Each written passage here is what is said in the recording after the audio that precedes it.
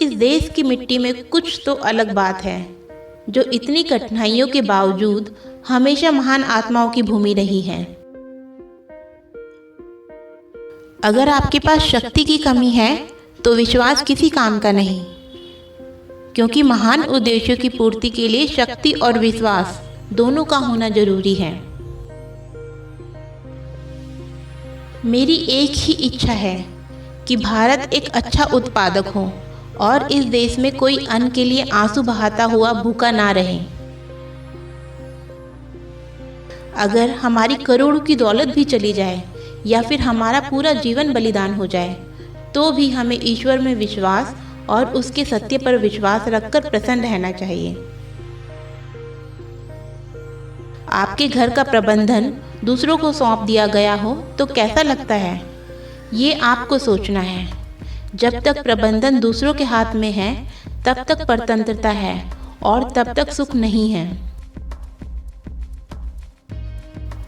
एकता के बिना जनशक्ति शक्ति नहीं है, जब तक उसे ठीक तरह से सामंजस्य में ना लाया जाए और एकजुट ना किया जाए।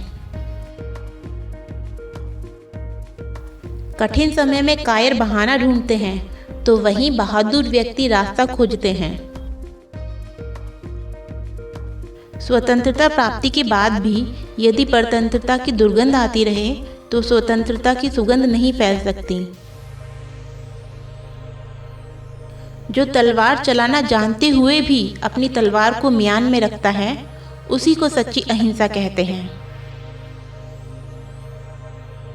हमारे देश में अनेक धर्म हैं, अनेक भाषाएं भी हैं, लेकिन हमारी संस्कृति एक ही है।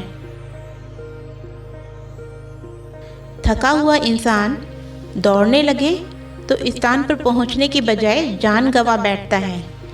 ऐसे समय पर आराम करना और आगे बढ़ने की ताकत जुटाना उसका धर्म हो जाता है।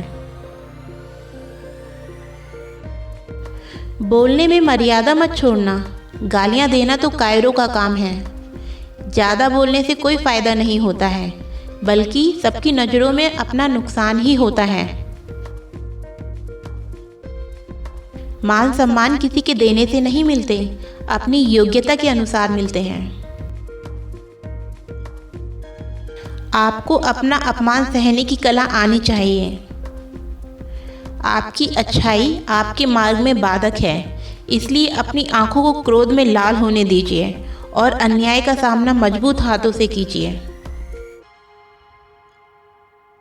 आज हमें ऊंच नीच, अमीर गरीब, जाति पंथ के भेदभावों को समाप्त कर देना चाहिए। Thank you.